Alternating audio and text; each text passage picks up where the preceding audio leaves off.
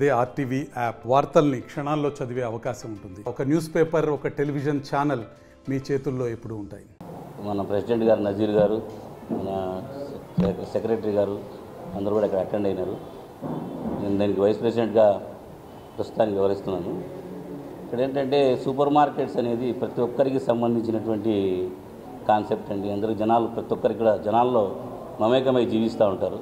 ప్రతి ఒక్కరు కూడా సూపర్ మార్కెట్స్కి వస్తూ ఉంటారు ప్రతి ఒక్క ఐటమ్స్ కోసం. A to Z pin to pin అన్నీ మనకు ఏం కావాలన్నా కూడా సూపర్ మార్కెట్స్లో అవైలబుల్ ఉంటాయి. ఇదేమంటే మనకి ప్రస్తుతం ఒక చిన్న సమస్య అనేది ఏర్పడి ఉన్నది.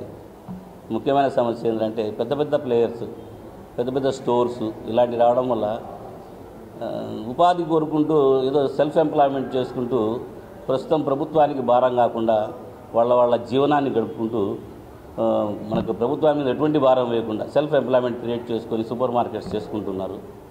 అలా దాదాపు ఇప్పుడు కడపలో చిన్న పెద్ద లాంటి సూపర్ మార్కెట్స్, కిరాణా స్టోర్సు దాదాపు 900 దాకా ఉన్నాయి.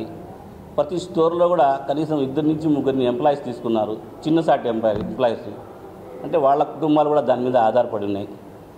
ఇలాంటి పరిస్థితుల్లో ఇప్పుడు మనకు ఇక్కడ కడప మన దుర్గమ్మ కాలనీ నుంచి మన బిల్టప్ వినాయక నగర్ సర్కిల్ మధ్యలో డీమార్ట్ స్టార్ట్ కాబోతా ఉందనే విషయాన్ని మా దృష్టికి వచ్చింది.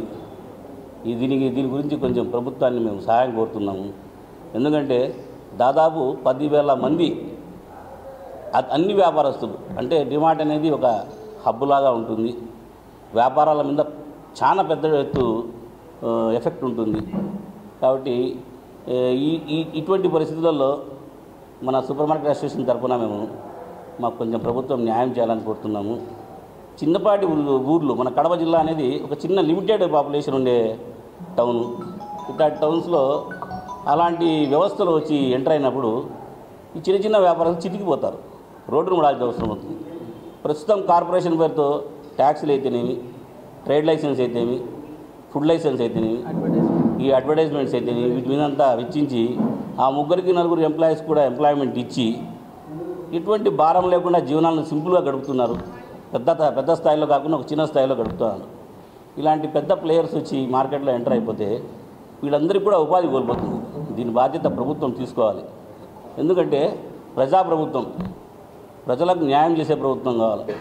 ఒక డిమార్ట్ అనేది వస్తే ఒక 300 మందికి జాబ్స్ చేయగలుగుతారు. కానీ ఇక్కడ దాదాపు 10,000 మంది రోడ్ల మీదకి వచ్చే అవకాశం ఉంది. కాబట్టి దీన్ని ప్రభుత్వము వాళ్ళ దృష్టికి తీసుకుపోతున్నాము. వాళ్ళు దీని గురించి ఆలోచించాలి. ఇంతమందికి ఉపాధి కోల్పోతే వీళ్ళందరికీ ఉపాధి కల్పించాల్సిన బాధ్యత కూడా ప్రభుత్వం అయి ఉంటుంది. ఎందుకంటే వీళ్ళెవరు కూడా భారం కావడం లేదు.